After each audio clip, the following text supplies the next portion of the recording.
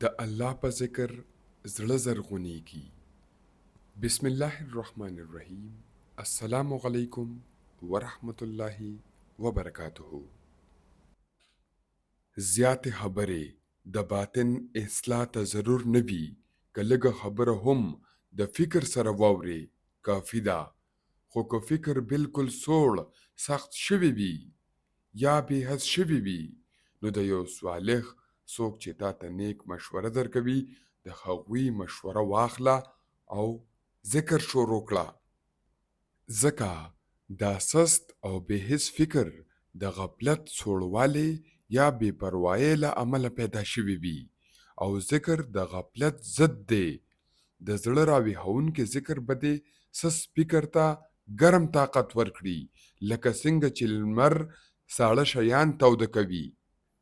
لکه څنګه چې الله تعالی قرآن پاک کې فرمایلی دي: فاذا انزلنا عليها الماء اهتزت وربت وانبتت من كل زوج بهیج.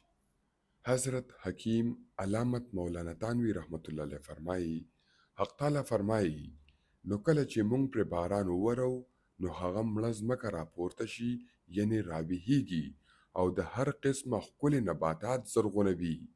دا خاصیات د دې دنیا هورینې ځمکې لپاره بیان شوی دی. همدا راز په بل ځای کې الله فرمایي: سقناه الی بلد میت، یعنی باران د مړې وچه شوې خاورې په لور بیایو. دغه شان د انسان زړه هم دی چې د الله له یاد نه مړ وي. افمن کان میتا فاحییناه. د حضرت عباس رضی الله عنه په اړه ارشاد دی چې آیا هغه څوک چې مړ وي نو مونږ هغه ته ژوند ورکړو، یعنی مونږ دوی ته د ایمان له لارې ژوند ورکړو.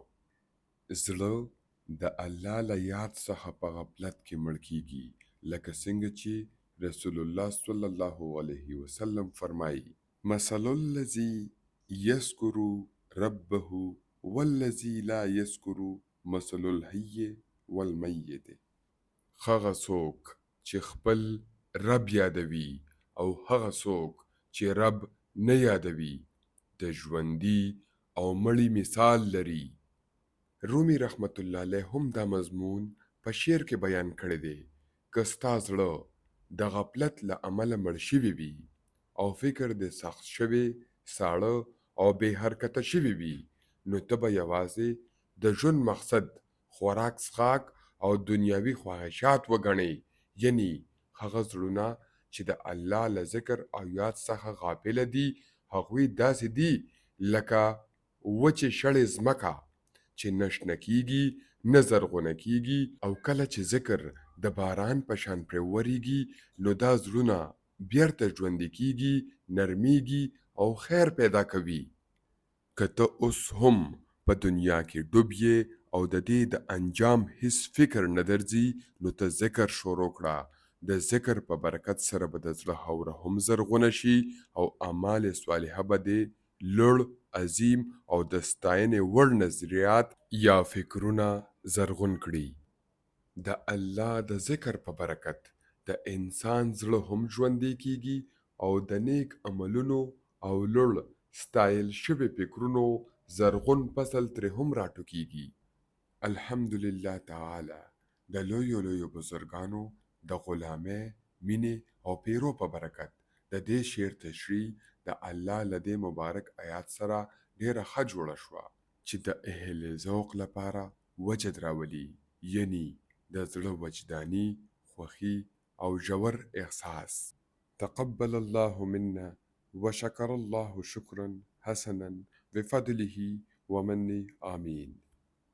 یا الله زمون عبادتونه قبول کړي او مونږ ته د خپل فضل او کرم له لارې د ښایسته شکر ادا کولو توفیق راکړي. آمین.